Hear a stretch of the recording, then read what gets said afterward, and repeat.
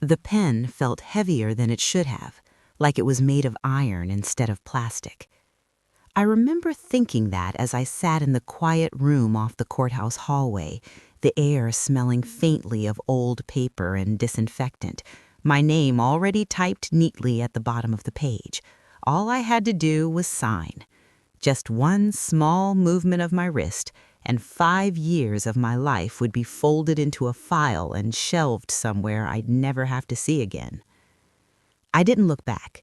Not when the clerk cleared her throat, not when my husband shifted in his chair and sighed like this was a chore he wanted to finish before lunch, and not when the door at the back of the room opened and closed so softly it could have been the wind. If I had turned around, I would have seen my father, the last man in the world I expected to be there. But I didn't turn around. I just signed. The ink bled a little where my hand shook, and I hated myself for that. Hated that even now, after everything, my body still remembered how to be afraid of losing him. When I stood up, my knees felt weak, but my voice didn't. I thanked the clerk, nodded at the lawyer, and walked past my husband without meeting his eyes. The hallway was long and echoing, each step sounding too loud, like the building itself was listening. Outside, the sun was too bright. It always is on days when your life changes.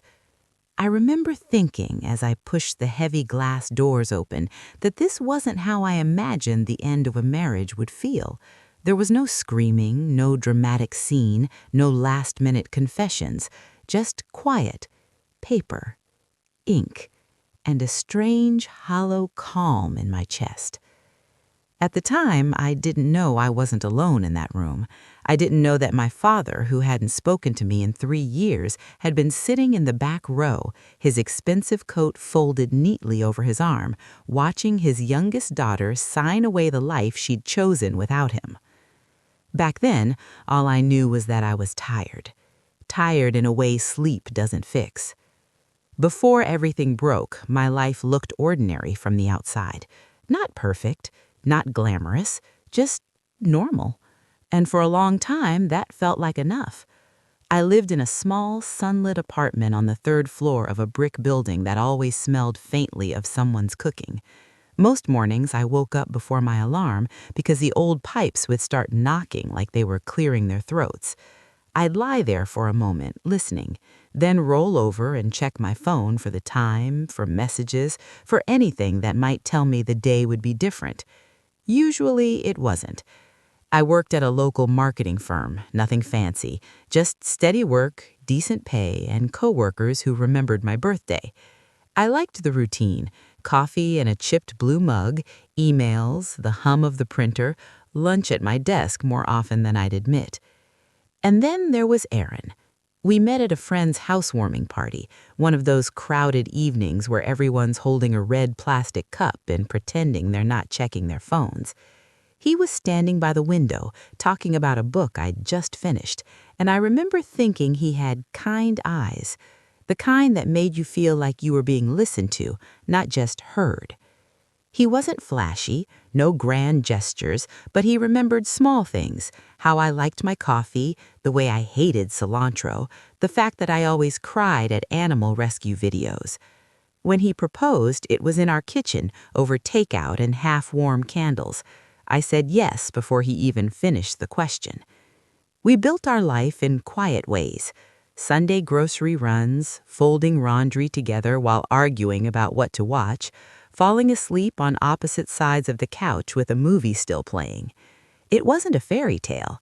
It was better. It was real. The only shadow over all of it was my father, Daniel Hart. The name alone opens doors in certain rooms. People say it with a little pause, a little respect.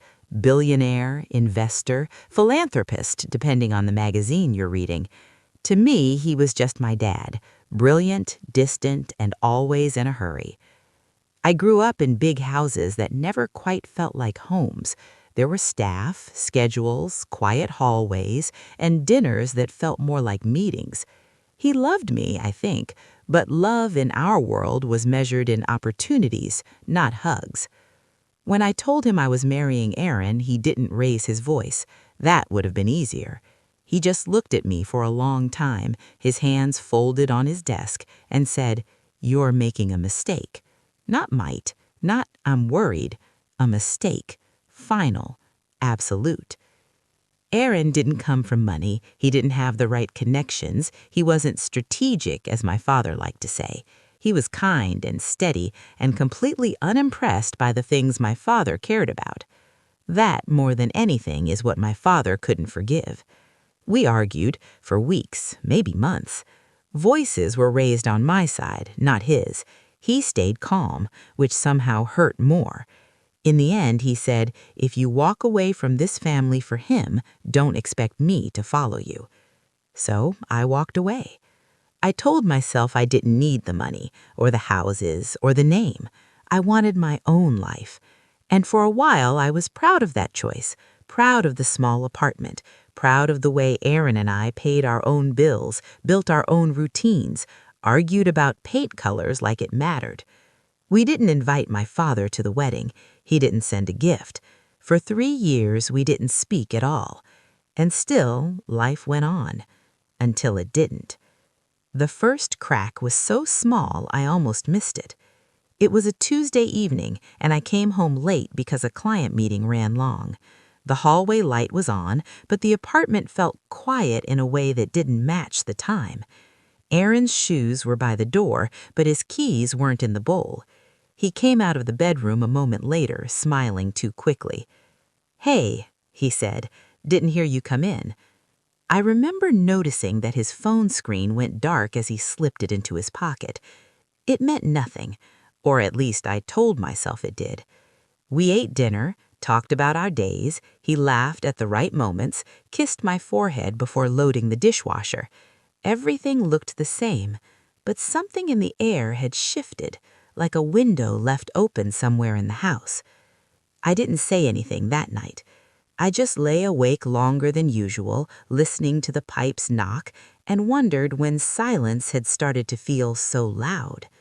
That was how it began. Not with a fight, not with a confession, just a small, uneasy feeling I couldn't name yet. If I had known where it would lead, if I had known I'd end up in a courthouse signing my name with a shaking hand while my estranged father watched from the back row, I might have paid more attention to that first quiet crack. But we never know, do we? We only know the sound something makes when it finally breaks. For a while, I told myself I was imagining things. That's what you do when the person you love starts to feel a little farther away than usual. You look for logical explanations. Stress at work, a bad week, the kind of tired that makes people quiet. I'd been there myself, more times than I could count. Still, the little changes kept stacking up. Aaron started coming home later. Not dramatically later, just enough that dinner went cold sometimes, or I'd already changed into my pajamas by the time I heard his key in the lock. He said work was busy, a new project, tight deadlines. I nodded and told him I understood, because I did, or at least I wanted to. He started taking his phone into the bathroom, face down on the table, on silent at night. I noticed because he never used to. There was a new tension in the apartment, thin as thread, but stretched tight. Conversations stayed on the surface, weather, groceries, who was picking up dry cleaning. When I asked him about his day, his answers were shorter, like he was afraid of saying too much. Once, I reached for his hand on the couch, the way I always had, and he flinched, just a little. Then he smiled and squeezed my fingers, like he realized too late what he'd done. "Sorry," he said. "Long day." I told him it was okay. I told myself it was okay. But my body didn't believe it. There's a kind of knowing that settles in your chest before your mind catches up. A quiet, heavy thing, like standing in a room where the air pressure has changed. The first real moment, the one I couldn't explain away, came on a Saturday morning. I was doing laundry, balancing a basket on my hip when I heard his phone buzz on the kitchen counter. He was in the shower, the water running loud enough to drown out everything else. I wasn't trying to snoop. I swear that's true. I just glanced down, the way you do when a screen lights up in your peripheral vision. The name on the screen wasn't one I recognized. Lena. Just that. No last name, no context. The message preview was short, too short. Did you miss me? My first thought was that it had to be a joke, a coworker, a friend, someone I'd never met. The world is full of people with names you don't recognize. I stood there longer than I should have, the laundry basket digging into my side, the phone buzzing again before going quiet. I didn't pick it up. That's the part I still think about sometimes.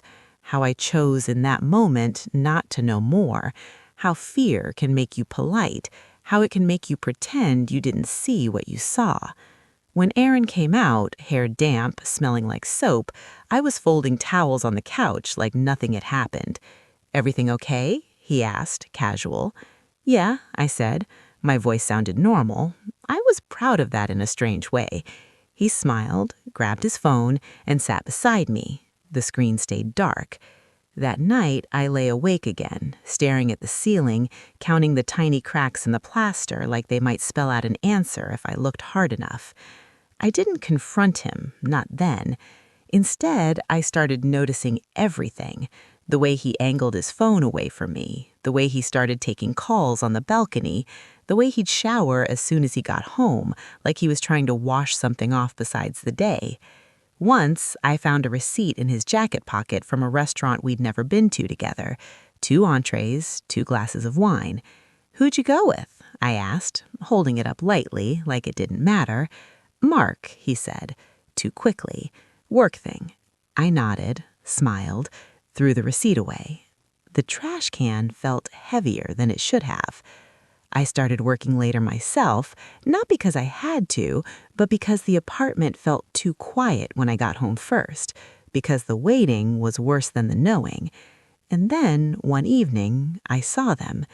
It was raining, the kind of thin, steady rain that makes the city look like it's been washed in gray. I'd left work early for once, a headache blooming behind my eyes, and decided to walk the few extra blocks instead of taking the bus. Their car was parked across the street from a small cafe near our building. I recognized it immediately. They were sitting inside, by the window. Close. Too close. She was younger than me, or maybe she just looked that way. Bright hair pulled into a messy bun, hands wrapped around a coffee cup like it was something to hold on to. She was laughing at something he said, her head tilted toward him, her knee almost touching his. He reached out and brushed something off her sleeve, a small, intimate gesture, the kind you don't think about when you do it, the kind that means you've done it before. I stood there, rain soaking into my coat, watching my husband lean toward another woman like I wasn't the one he went home with. My first instinct was to walk in, to demand an explanation, to make a scene that would force the truth out into the open. I didn't. Instead, I walked the long way home, my shoes filling with water, my hands shaking so badly I had to stop twice just to breathe. When Aaron came home later that night, I was sitting at the kitchen table with a mug of cold tea in front of me. "Hey," he said, hanging up his coat. "You okay?" I looked at his face, the face I'd memorized over 5 years, the small scar on his chin, the way his left eyebrow lifted when he was nervous. "I saw you," I said. He froze. "Where?" he asked, but his voice already knew the answer. "At the cafe, with her." The silence that followed was thick and heavy, like the air before a storm. He sat down slowly, across from me, and rubbed his hands together. "It's not what you think," he said. I laughed once, a short, sharp sound that didn't feel like it belonged to me. "Then tell me what I should think." He opened his mouth, closed it, looked at the table, then back at me. "I didn't mean for it to happen," he said. That was when something inside me finally broke.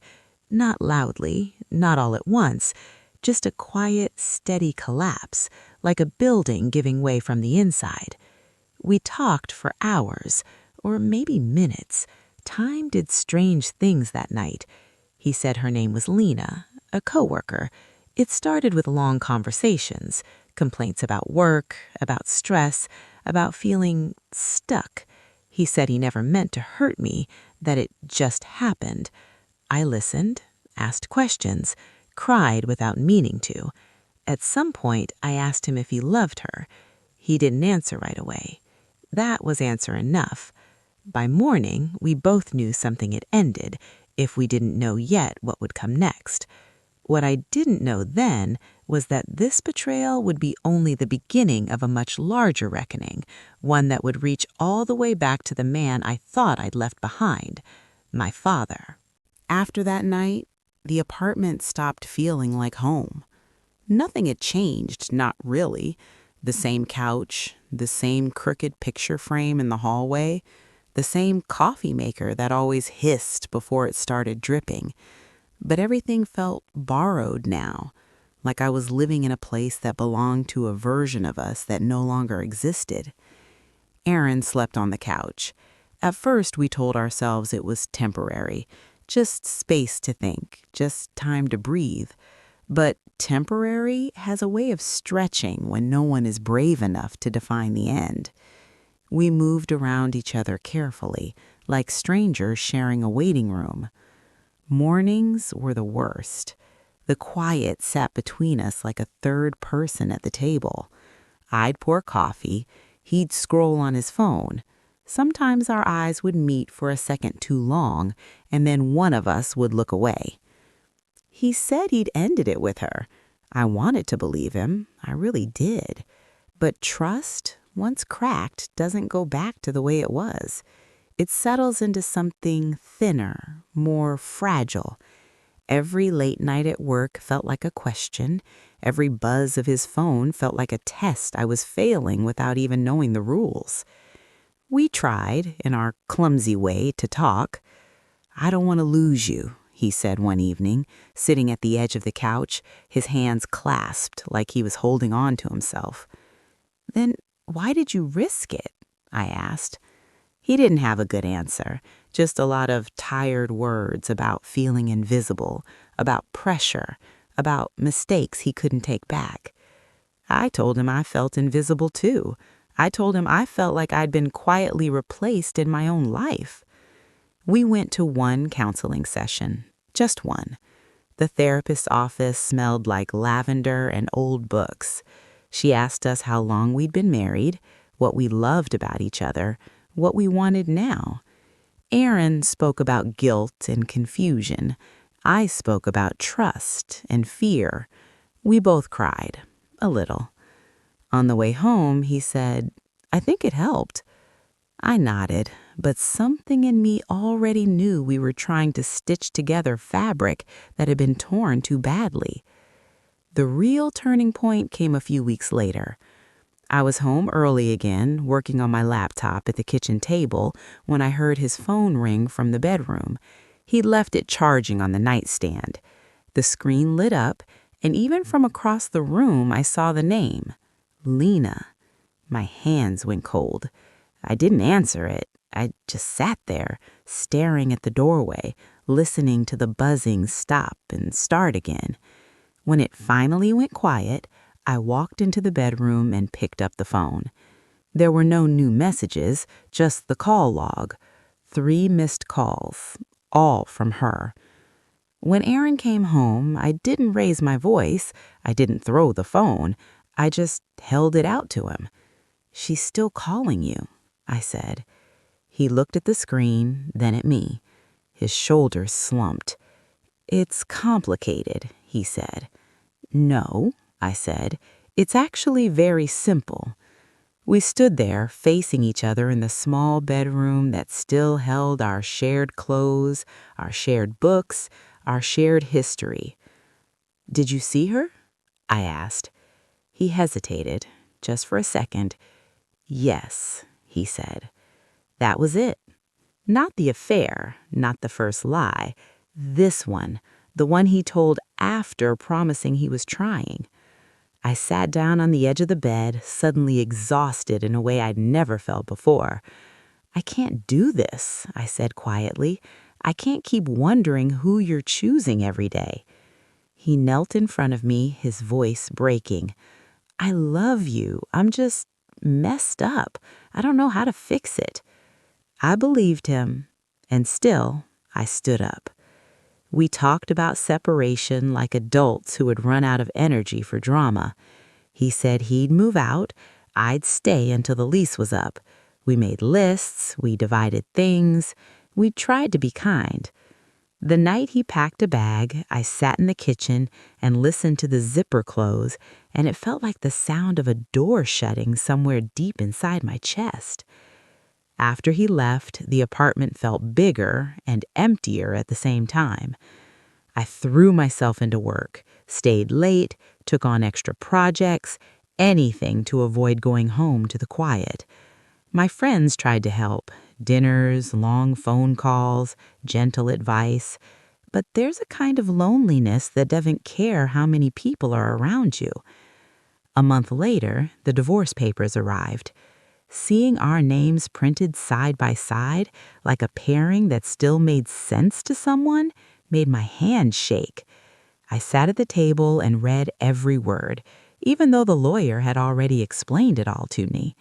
It was straightforward, no kids, no shared property worth fighting over, just signatures and dates and a neat ending to something that had once been my whole world. I didn't tell my father. I hadn't told him about the marriage falling apart. I hadn't told him about the affair. I hadn't told him anything, really, since the day I walked away from his office with my engagement ring burning in my pocket. Part of me was stubborn pride. Part of me was fear. And part of me didn't want to hear the words I knew he'd say. "I warned you." The day of the courthouse appointment, I took the morning off work and wore a simple gray dress. Not because it mattered, but because it felt wrong to show up in jeans to something that was ending a chapter of my life. Aaron was already there when I arrived, sitting stiffly on one of the benches, staring at his phone. He looked thinner, tired. We nodded at each other like acquaintances. The clerk called our names. We followed her into the small room, sat in our assigned chairs, and listened as she explained where to sign, what would happen next. I kept my eyes on the papers. I didn't see the door open behind us. I didn't see the man in the dark coat take a seat in the back row, quiet as a shadow. I just picked up the pen and signed my name. Later, I would replay that moment in my mind and wonder how different things might have been if I'd looked up. But at the time, all I could think about was how final ink feels when it dries. I thought the hardest part would be signing my name. I was wrong. The hardest part was walking out of that courthouse and realizing there was no one waiting for me. No one to ask if I was okay. No familiar face to anchor me to the world I'd just stepped out of. Aaron went one way, I went the other. We didn't hug, we didn't argue, we just ended. I took the bus back to my apartment because I didn't trust myself to drive. The city slid past the window in a blur of gray and brown, and I watched people get on and off like nothing had happened, like the world hadn't just quietly shifted on its axis. When I got home, I kicked off my shoes and sat on the floor with my back against the couch. I stayed there for a long time, listening to the hum of the refrigerator and the distant sounds of traffic. I don't know how long enough for the light to change in the room. My phone buzzed. I almost ignored it. I didn't have the energy for well-meaning messages or awkward check-ins. But when I saw the name on the screen, my breath caught in my throat. My father. We hadn't spoken in 3 years. I stared at the phone like it might disappear if I didn't pick it up. For a moment, I considered letting it ring, letting it go to voicemail, keeping that door closed. Then I answered. "Hello?" My voice sounded smaller than I wanted it to. There was a pause on the other end, a quiet breath. "Are you home?" he asked. Not hello, not how are you, just that. "Yes," I said. "Why?" "I'd like to come by," he said, if that's all right. My first instinct was to say no. My second was to ask how he even knew where I lived. Instead, I said, okay. We hung up and my hands started shaking so badly I had to sit on them. An hour later, there was a knock at my door. When I opened it, he looked older. Not dramatically, just enough that it startled me. A few more lines around his eyes, a little more gray at his temples. He was still impeccably dressed, still carried himself like a man who was used to rooms adjusting around him, but something in his posture was different, less rigid, more careful. "Hi," he said. "Hi," I replied. We stood there, two people who shared blood and history and 3 years of silence, not quite sure how to cross the small space between us. "I can make tea," I said, because I didn't know what else to say. "That would be nice," he said. We sat at the small kitchen table, the one Aaron and I had bought secondhand, the one with the slightly uneven leg. I filled the kettle. He looked around the apartment without commenting, his eyes taking in the modest furniture, the framed photos, the stack of books by the couch. "This is cozy," he said finally. I smiled faintly. "It works." We drank our tea in silence for a minute. Then he said, "I was there today." The room felt like it tilted. "At the courthouse," he continued. "I didn't want to interrupt or make a scene." I stared at him. "You watched me sign my divorce papers?" He nodded. "Yes." "Why?" The word came out sharper than I intended. He looked down at his cup. "Because I was worried about you, and because I didn't know how else to come back into your life." I laughed, a short, disbelieving sound. "You could have called. You did, actually, today, after." "Yes, but I wanted to see you first, to make sure you were all right." I didn't know what to do with that. Anger and relief tangled together in my chest. "How did you even know?" I asked. He hesitated. "I have people. They keep me informed. I heard about the separation, about the filing." Of course he had. The thought made me both comforted and uneasy. "So you came to watch me fail," I said quietly. He looked up at me then, really looked at me. "No," he said. "I came to watch you survive something I was afraid would break you." I wanted to argue, to tell him he didn't get to show up now after all this time and pretend he was concerned, but the words stuck in my throat. "Why now?" I asked instead. "Why after 3 years of nothing?" He was quiet for a long moment. "Because I was wrong," he said. The words landed softly, but they hit hard. "I was wrong about him," he continued, "and I was wrong about you. I thought I was protecting you by pushing you away from a life I couldn't control, but all I did was make sure I wasn't there when you needed someone." I looked at my hands. They were still shaking. "You warned me," I said. "You told me it was a mistake." "Yes, and I wanted to be right more than I wanted to be your dad." That hurt more than anything else he could have said. We sat there, the kettle clicking as it cooled, the city noise drifting in through the window. "I didn't come to say I told you so," he said. "I came to ask if you'd let me try again, not as the man who decides things for you, just as your dad." I didn't answer right away. 3 years of silence doesn't dissolve in one conversation, neither does 3 years of pride. "I don't know what that looks like," I said finally. "That's okay," he said. "Neither do I. We can figure it out slowly." There was a knock at the door then. We both looked up. I wasn't expecting anyone. When I opened it, a courier was standing there with a slim folder in his hand. "Delivery for Miss Hart," he said. I signed for it and closed the door, my heart beating faster for no clear reason. The folder was from Aaron's lawyer. Inside was a copy of the finalized documents. And something else. A letter. Not from Aaron. From Lena.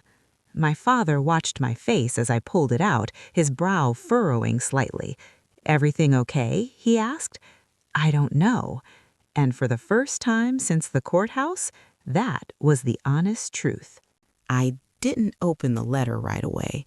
I stood there in the entryway, the paper warm from the courier's hands, my father watching me with quiet concern. Part of me wanted to tear it up without reading a word. Another part, the part that had spent months living with questions, needed to know what was inside. "I'm going to read this," I said, mostly to myself. My father nodded. "I'll be in the kitchen." I went into the bedroom and sat on the edge of the bed. The room still smelled faintly like Aaron's soap, even though his things were mostly gone. I stared at the envelope for a long moment before finally sliding my finger under the flap. The handwriting was neat, careful, like someone trying very hard to make a good impression. "I don't know if I have the right to write to you," it began. I almost stopped there. She wrote about how she and Aaron had met at work, about long days that turned into longer conversations, about how she knew he was married and told herself it didn't mean anything at first, about how she didn't plan for it to become what it did. She wrote that she was sorry, not the kind of sorry that begs for forgiveness, the kind that explains itself, that tries to soften the edges of something sharp. And then she wrote the part that made my hands start shaking again. "There's something you should know. He didn't tell you everything. He told me he was leaving you before he ever told you. He said he was just waiting for the right time." I felt like the room had gone very quiet, like all the sound had been turned down somewhere. She went on to say that when she realized he wasn't leaving, when she realized he was trying to keep both lives going, she ended it. That the calls I'd seen were her trying to get him to stop pretending. "I'm not writing this to hurt you," she wrote. "I'm writing because I think you deserve the truth, even if it makes me look worse." I sat there for a long time after I finished, the letter lying in my lap like something heavy and alive. So it hadn't just happened, it had been planned, or at least imagined, promised. When I went back into the kitchen, my father looked up from the window. "Do you want to talk about it?" he asked gently. I handed him the letter. He read it slowly, his face giving very little away. When he finished, he set it down and looked at me. "I'm sorry," he said, and this time I knew he meant it. For the next few weeks, my life settled into a strange in-between rhythm. The divorce was final. Aaron was out of the apartment. My father started calling once a week. Sometimes we had coffee. Sometimes we just walked around the neighborhood and talked about small things, books, work, the weather. We didn't talk much about the past, not yet. At work, I tried to act normal, but people noticed. They always do. A few coworkers took me out for drinks. A few asked careful questions. I answered what I could. Then, one afternoon, my manager asked if I could stop by her office. "Everything okay?" I asked, already feeling that familiar tightening in my chest. "Yes," she said, "nothing bad, just a heads up." She hesitated, then said, "We got a call this morning from someone claiming to represent your father." My stomach dropped. "What?" "He wanted to talk about opportunities," she said, choosing her words carefully. "Partnerships, sponsorships." He was very polite, very thorough. Heat rushed to my face. "I didn't ask him to do that." "I didn't think you did," she said quickly, "but it did make people curious. You know how offices are." I did. By the end of the week, half the floor knew. By the end of the next, almost everyone. Daniel Hart's daughter. The looks changed. Some were impressed, some were cautious, some were suddenly very friendly. I confronted my father about it over dinner one night. "I'm not trying to buy your life," he said, his voice calm but serious. "I was trying to open doors for you in case you wanted them." "I didn't ask for that," I said. "I'm trying to build something on my own." He nodded. "I know, and I'm sorry. Old habits." We sat there, the restaurant noise buzzing around us, both of us learning how to be in the same space again. A week later, I ran into Aaron. It was at the grocery store in the produce aisle. He looked surprised to see me, then relieved. "How have you been?" he asked. "Okay," I said. "You?" "Same," he said. Then, after a pause, "I heard your dad's back in the picture." I stiffened. People talk. He nodded. They do. We stood there, two people who used to share a life now making small talk over apples. "I'm sorry," he said finally, "for everything. I should have been honest from the start." I thought about the letter, about the plans he'd made without me, about the way he'd looked at her in that cafe window.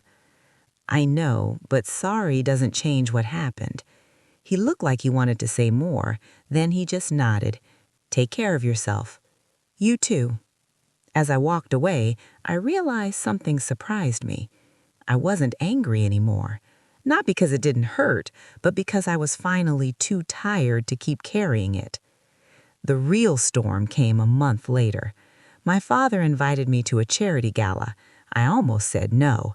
Crowded rooms, polite smiles, people who ask questions they don't really want answers to.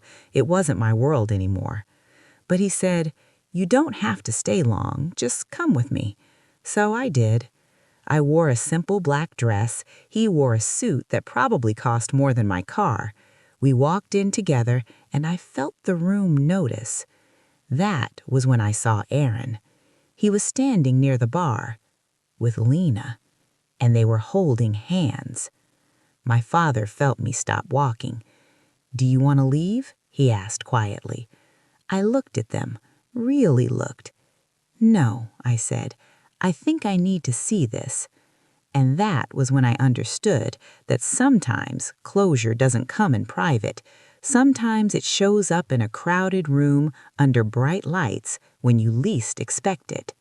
The music in the ballroom was soft and expensive sounding, the kind that's meant to fill space without demanding attention.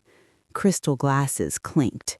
People laughed in low, practiced voices. Everything smelled faintly of perfume and polished wood. And there they were. Aaron looked almost like the man I used to know. Same posture, same careful smile. But something about him felt smaller now.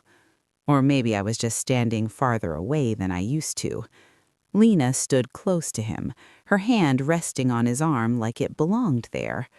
For a second, my chest tightened in that old, familiar way. The instinct to turn around, to pretend I hadn't seen them, flared up strong and sudden. But I stayed. My father didn't say anything. He just adjusted his jacket slightly, a quiet gesture that told me he was there, but that this was my moment to handle. We walked past them first, pretending not to notice. Or maybe they pretended not to notice us. I wasn't sure. The room felt too bright, too full of eyes. Then Aaron saw me. His smile faltered. He said something to Lena that I couldn't hear, and they both turned toward us. "Hey," he said, stepping forward a little. "I didn't know you'd be here." "Neither did I said. My voice sounded steadier than I felt. Lena looked uncomfortable, not guilty exactly, more like someone who's walked into a room where the temperature suddenly dropped. "This is my father," I said, gesturing to the man beside me. Daniel Hart didn't offer his hand. He didn't need to. His presence did the talking for him. He just nodded politely. "Aaron," he said, "we've met. Once, years ago, in an office that still felt like a courtroom in my memory." "Yes, sir," Aaron said, his shoulders straightening. There was an awkward pause, one of those moments where everyone is waiting for someone else to decide what happens next. "I hope you're well," Lena said finally, to me. I looked at her, really looked. She wasn't the villain I'd built in my head. She looked nervous, young, human. "I am," I said, and after a second I realized it was true. "I hope you are too." Aaron swallowed. "We didn't plan to run into you like this." "Life's full of surprises," I said. My father cleared his throat gently. "We should go say hello to our host," he said to me. It was an exit, a graceful one. Of course, I said. As we walked away, I didn't look back. The rest of the evening passed in a blur of polite conversations and small smiles. People asked about my work, about my father's latest project, about nothing that really mattered. I answered, listened, nodded. At one point, my father leaned over and said quietly, "You handled that with a lot of grace." "I didn't throw a drink," I said. "That felt like growth." He smiled, just a little. On the drive home, the city lights streaked past the window, and I realized something else. Seeing them together hadn't broken me. It had closed a door. The next few weeks were lighter. Not happy, exactly, but lighter. I moved to a smaller apartment closer to work, packed my life into boxes, gave away the couch that held too many memories, bought a new one that no one had cried on yet. My father helped me carry boxes. He complained about his stairs not being made from manual labor. It felt strange and normal at the same time. We started having Sunday dinners, sometimes at my place, sometimes at his. The first time I went back to one of his houses, I felt like a visitor, but he didn't treat me like one. He showed me the garden he'd been working on, asked my opinion about paint colors, listened when I talked about work. Slowly, carefully, we built something new. At the office, things changed too. After the initial wave of curiosity, people settled down. My work stayed my work. I got a new project, then another. My manager started trusting me with bigger clients. One afternoon, she called me into her office again. "I want to offer you a promotion," she said. "It's overdue." I walked out of that meeting feeling taller than I had in months. That night, I called my father.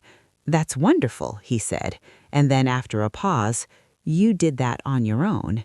"Yes," I said, and I meant it as much as he did. A few days later, I got a message from Aaron. "I heard about the promotion. Congratulations. You deserve it." I stared at the screen for a long moment before replying. "Thank you. I hope you're doing well." And that was it. No longing, no anger, just two people acknowledging a chapter that was truly, finally over. The real public consequence didn't come from me. It came from the company. A rumor started circulating about Aaron and Lena, about how their relationship had begun, about promises made, about lines crossed at work. It wasn't my doing. I hadn't told anyone, but stories have a way of finding their own light.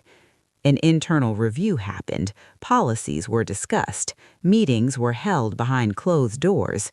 A few weeks later, I heard that Aaron had been asked to leave. I didn't celebrate. I didn't feel victorious. I just felt sad.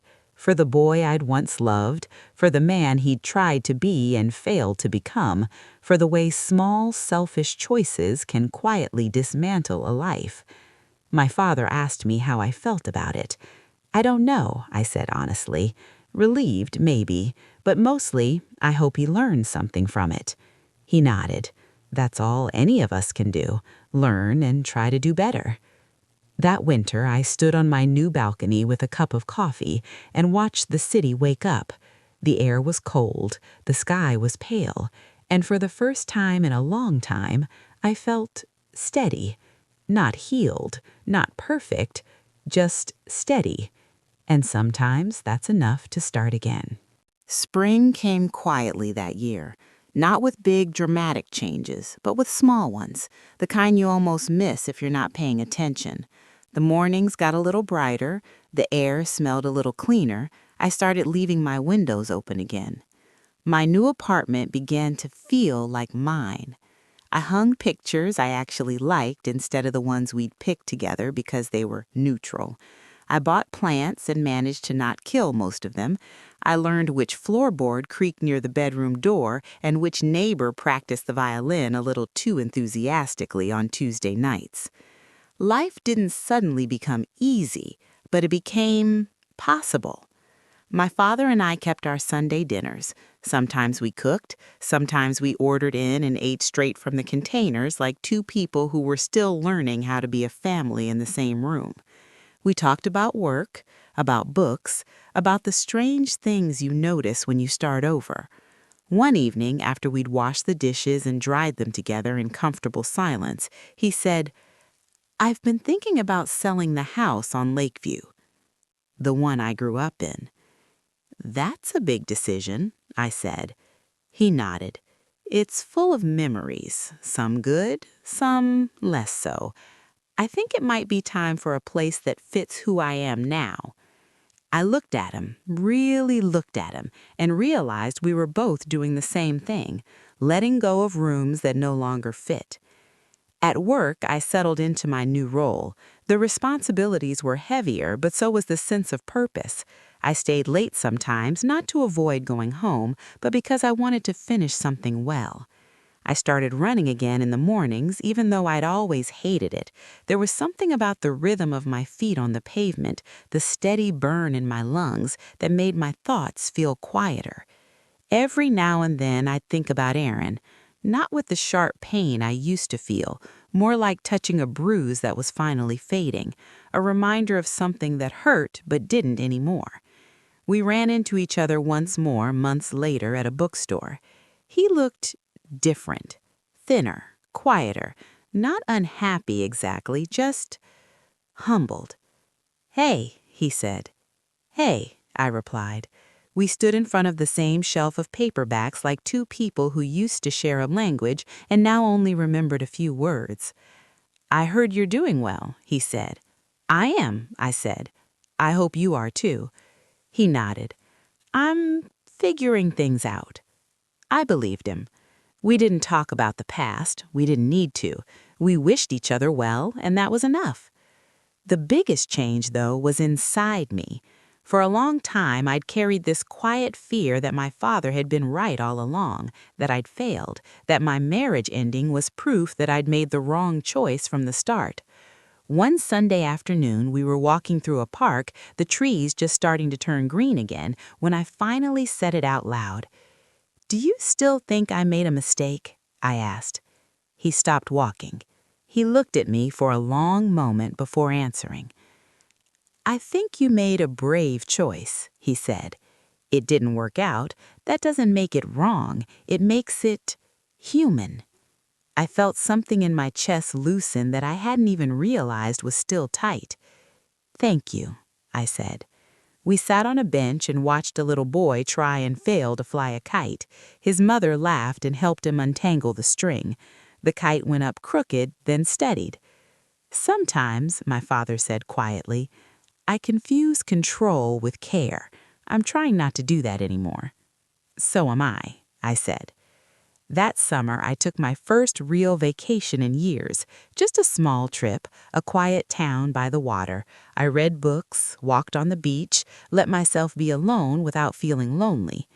One evening, as I sat on the balcony of a little rented room and watched the sun sink into the horizon, I thought about the woman I'd been a year ago. The woman who'd signed her name in a small room that smelled like paper and disinfectant. The woman who hadn't looked back. I wished I could tell her that she would be okay. Not perfect, not untouched, but okay. When I got back, my father invited me to dinner at a new place he was considering buying. Smaller, brighter, more human. We stood in the empty living room, our footsteps echoing. "I don't know if I'll actually move," he said, "but I like how it feels." "So do I said. He looked at me a little hesitant. "I was thinking maybe you could help me pick things out if I do." I smiled. "I'd like that." That night, as I drove home, I realized something simple and important. The story of my marriage wasn't just a story about betrayal. It was a story of choosing and losing and choosing again, about learning that some endings don't mean you were wrong to begin. They just mean you're allowed to become someone new. And that, quietly, is what I was doing. There's a particular quiet that comes after a storm has passed. Not the dramatic kind, not the kind that leaves broken branches and flooded streets, but the quieter one that settles inside you. It doesn't announce itself.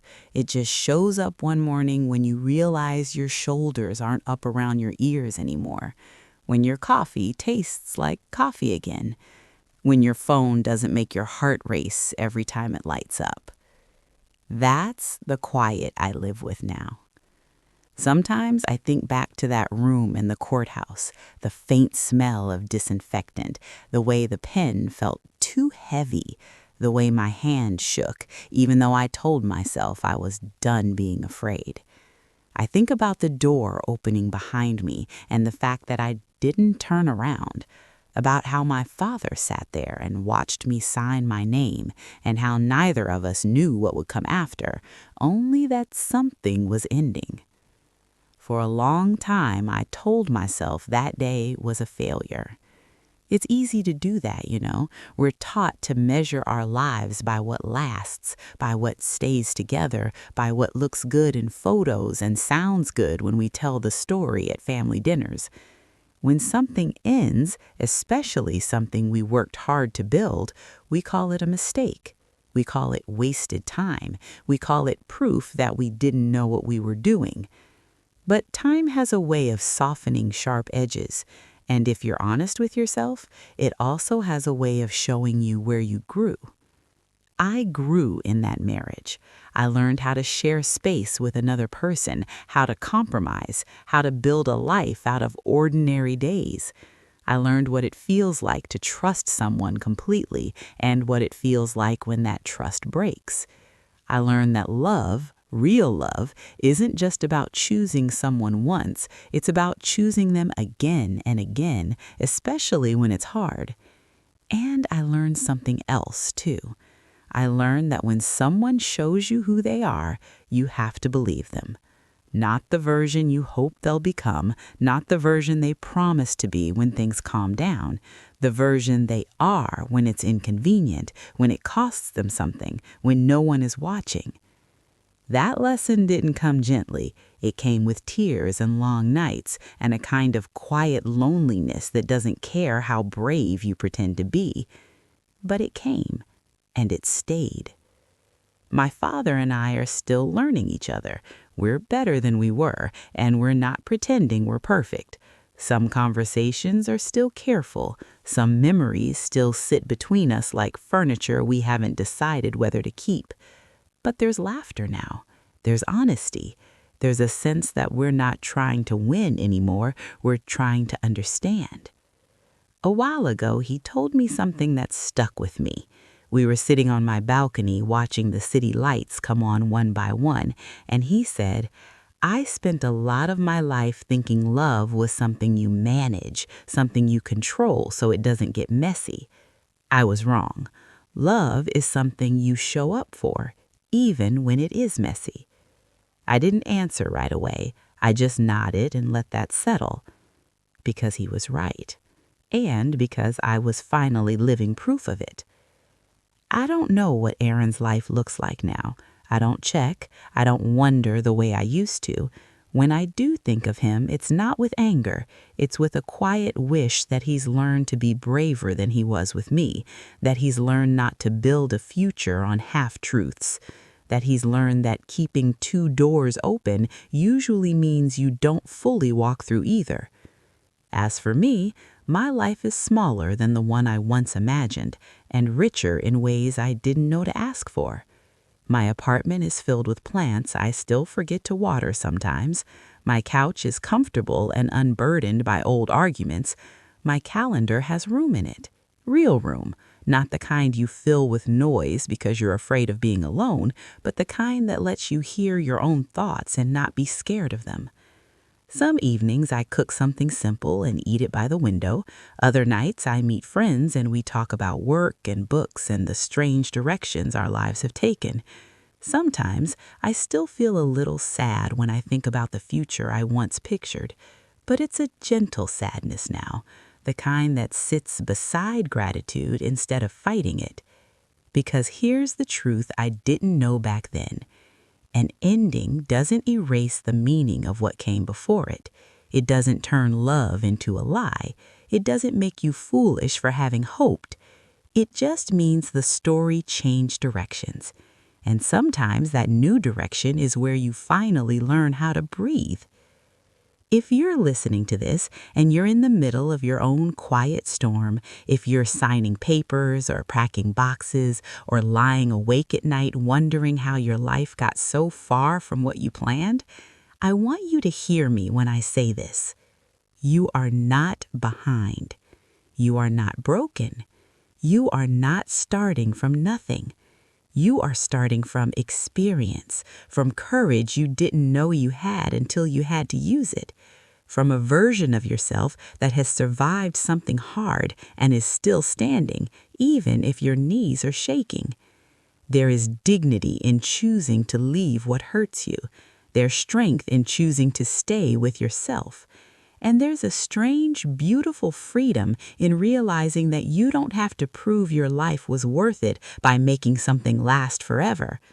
Sometimes it was worth it because it changed you, because it taught you, because it led you here.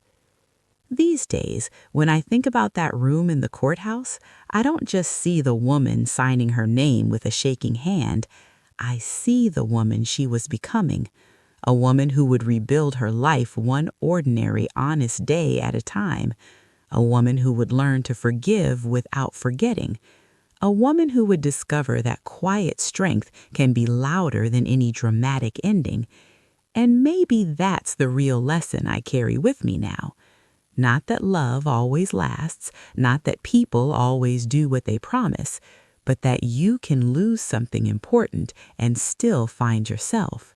That you can walk out of one chapter and into another without needing to burn the book. That you can choose again. So let me ask you something gently, the way these stories always do.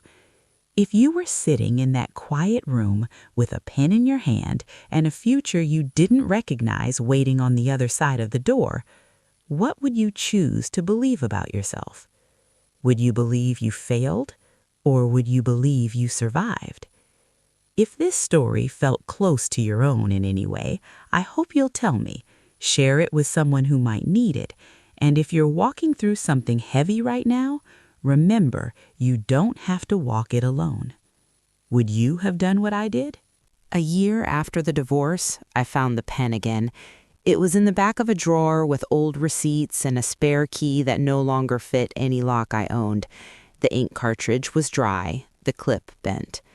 I held it for a moment, surprised by how much weight memory can give to something so small. I put it back. Some objects don't need to be kept. They just need to be noticed once more, so you can leave them where they belong. Life has a way of teaching you that. By then, my days had a rhythm I trusted. I woke up early, ran 3 miles if the weather allowed, and made coffee strong enough to be honest. I worked hard and came home tired in the good way. I cooked simple meals. I slept without listening for a door that wasn't going to open. And I laughed more. Not loudly, not for show. The quiet kind that surprises you while you're chopping onions or waiting for the bus. My father and I had settled into something that felt real. He sold the Lakeview house in the end, not with drama, not with speeches, just a clean closing and a new set of keys to a smaller place with big windows and a yard that was mostly grass and mostly potential. We painted a wall together one Saturday. He dripped white paint on his shoes and pretended not to notice. I teased him. He pretended not to hear. Some evenings we sat on his porch and watched the light change. He told me stories about his childhood that I'd never heard, not the polished ones, the awkward ones, the ones with scraped knees and bad decisions, and a father of his own who didn't always know how to say the right thing. It was strange learning my parent as a person, but it was also a gift. At work, I was busy in the way that makes time pass faster than you expect. Projects piled up, deadlines came and went. My name showed up on things that used to feel out of reach. When my manager asked if I wanted to lead a small team, I said yes before fear could argue. I was still careful with my heart, but I wasn't closed. One evening, after a long day, a coworker named Elias asked if I wanted to grab dinner. He'd been there for months, Kind, quiet, the kind of person who listens without trying to fix you. I said yes, and we ate noodles at a place that smelled like garlic and steam. We talked about books and cities and the strange ways our family shaped us. It didn't feel like a beginning with fireworks. It felt like a beginning with steady ground. We took things slow, slower than slow. Walks, coffee, long conversations that ended because the cafe closed, not because we ran out of things to say. He didn't rush me. I didn't rush myself. When I told my father, he didn't ask questions that felt like interviews. He just said, "I'm glad you're letting yourself be known again." That winter, he had a small health scare. Nothing dramatic. A few tests, a night in the hospital that smelled like antiseptic and quiet worry. I sat by his bed and watched the monitor blink, and I felt that old fear, the one that reminds you how little control you actually have. He squeezed my hand and said, "I'm not going anywhere yet." I smiled and told him he didn't get to. He came home 2 days later, stubborn and grateful, and a little more serious about taking his doctor's advice. We started walking together in the mornings when our schedules lined up. He complained about the cold. I pretended not to enjoy that he needed me to slow down. In the spring, I ran my first 10K. It wasn't fast, it wasn't pretty, but I crossed the line and felt my lungs burn and my heart do that wild, happy thing it does when it knows it's strong. My father was there, holding a paper cup of water like it was a trophy. Elias stood a little to the side, clapping with that quiet pride he carries so easily. Later, we ate pancakes and laughed about how terrible my hair looked in the finish line photo. And for a moment, I thought about the woman I used to be, the one who believed that if something ended, it meant she'd failed at it. I don't believe that anymore. Some endings are just edits. They make the story clearer. A few months after that, I found the letter from Lena again while sorting through a box I'd been avoiding. I read it once more, slower this time, without the old heat in my chest. Then I folded it carefully and put it in a new envelope labeled Old Chapters. I don't know what became of her, or of Aaron, really. I hear things sometimes, the way you do in a city that's both big and small. It doesn't matter much anymore. What matters is this. I learned how to sit in a quiet room and not be afraid of my own thoughts. I learned how to choose myself without turning it into a war. I learned that forgiveness doesn't have to be loud to be real. And I learned that love, real love, doesn't require you to disappear in order to survive. Last month, I went back to the courthouse for jury duty. I almost laughed when I realized it. Same building, same echo in the hallways, same faint smell of paper and disinfectant. Different me. I sat in a long room with strangers and filled out forms and waited. At one point, I looked at my hands and noticed they weren't shaking. That felt like a quiet victory. When I got home, I cooked dinner and set 2 plates without thinking. Elias came over with bread from a bakery he likes. We ate and talked about nothing important. Then we talked about something that was. He asked me what I was afraid of now. I thought about it for a long moment. I'm afraid of rushing, of not listening to myself, of confusing comfort with certainty. He nodded. That sounds wise. I laughed. It sounds like someone who's learned the hard way. Those are usually the best teachers. Sometimes, late at night, I still think about that pen, about the way it felt too heavy, about how small the room was, about how I didn't look back. I don't regret not looking back, but I'm glad I know now that I don't have to be afraid of what's behind me. It's part of me, not a prison, just a chapter.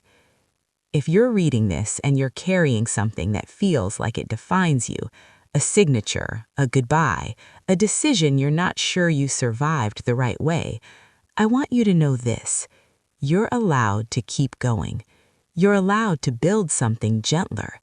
You're allowed to change your mind about who you are. And you're allowed to become someone who doesn't shake when they pick up a pen. Because the bravest thing isn't starting over perfectly. It's starting over, honestly. I never thought a divorce could feel like a doorway. Not at first. At first, it felt like a trap, a cold, final line drawn across my life, a punctuation mark that left me suspended in disbelief. I carried that weight with me for months, dragging it from one apartment to another, from one conversation to another, from one sleepless night to the next. But as it turns out, a doorway doesn't have to slam. Sometimes it opens gently, and if you walk through, it leads you somewhere you couldn't have imagined. By the time the first anniversary of signing those papers rolled around, I had a sense of balance I didn't know existed. I had rebuilt myself in ways that weren't flashy or impressive. I had routines. I had boundaries. I had laughter. I had my father back in my life in a way that felt steady, unassuming, and true. And I had learned to trust myself again, not in a naive way, not in a way that believes people won't hurt you, but in a way that says, I will survive, I will choose, I will move forward. Elias and I had grown closer, not in a whirlwind romance, but in a measured rhythm that allowed me to notice things I hadn't felt in years. His presence was comforting without being suffocating. I found myself wanting to share small victories, like finishing a book, or trying a new recipe, or making it through a difficult meeting, without feeling the old anxiety that I needed to impress someone to matter. My father became less a looming presence and more a quiet companion. He shared his life in ways he never had before, mistakes he'd made, regrets he carried, small joys he'd discovered late. I listened. I laughed. I occasionally rolled my eyes. And in those moments, I understood that the gap between us had never been about lack of love. It had been about fear. His fear of failing me, my fear of needing him. One morning, we went to the park together. The air was crisp, and the faint smell of rain lingered in the grass. A little girl ran past us, laughing, her hair tangled from wind, and I noticed the simplicity of life unfolding without intention, without drama. My father looked at me and said, "You've changed." "I think so," I admitted, "or maybe I've just stopped pretending to be someone I'm not." He nodded. "Good." It's amazing how small moments like that, walking through a park, noticing someone else's joy, can feel like progress. That afternoon, I realized I hadn't thought about Aaron in weeks, not with longing, not with anger, just a neutral acknowledgement that some people leave a mark on your life and then exit it, leaving space for growth. Work was thriving. I led a small team now, and the challenges that once terrified me felt manageable. I had a voice in meetings, a confidence in presentations, a calm authority I hadn't known I possessed. It wasn't about proving I could do it. It was about showing up. Each day, each decision, each small success reinforced the quiet truth. I could live well on my own terms. I also began volunteering at a local community center, teaching weekend workshops on communication and problem solving. Helping people navigate challenges reminded me of the lessons my own life had taught me, that honesty, courage, and patience matter more than appearances or perfection. It was a place where I could turn pain into purpose, and in doing so, I started to feel the edges of my heart soften. Occasionally, I thought about the courthouse, about that quiet room, about the moment my father watched me sign the papers. I didn't feel anger anymore, not even the twinge of betrayal I thought I would carry forever. Instead, I felt gratitude, strange, unexpected gratitude for every painful step that led me to this steadier, more grounded version of myself. I thought about Lena, too, not with resentment, not with pity, just reflection. Life had a way of balancing itself, I realized. She had been part of the storm, but she hadn't been the hurricane. That had been Aaron's choices. She had simply been caught in the tides, and I understood that holding on to bitterness was a heavier burden than I was willing to carry. One Sunday, my father and I hosted a small gathering, just a few friends, a modest table, laughter spilling like sunlight across the room. As we shared stories, I noticed the way my father's eyes lingered on me, not in judgment, not in expectation, but in quiet pride. I realized that perhaps the greatest gift he had given me wasn't wealth or opportunity or protection, it was presence, the understanding that he could be there without control, without intrusion, without expectation, simply because we were family. That evening, as I walked home with my arms full of leftover plates and cups, I felt a profound sense of completion. Not perfection, not closure in the dramatic sense, but the kind of completeness that comes from surviving, from learning, from choosing oneself over circumstance and fear. I realize that endings are not always the point. Sometimes the point is the space they create for growth, understanding, and quiet joy. In the months that followed, I continued to rebuild.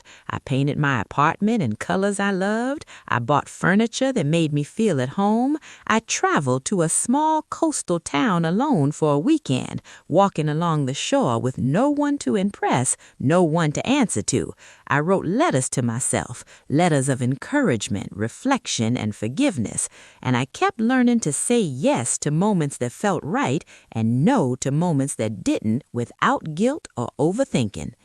I even started dating again in small, careful steps, not with desperation, not with urgency, but with curiosity.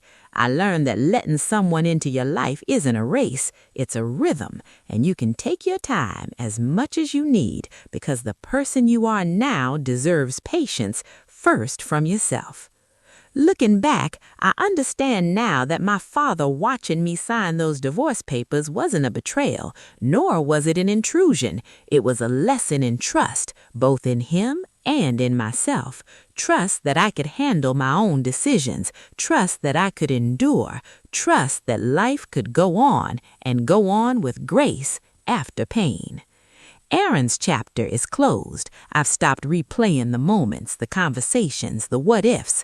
I've stopped imagining alternate endings. The past doesn't define me anymore. It informs me. It shaped me into a woman who was cautious but brave, broken but resilient, wounded but willing to love again.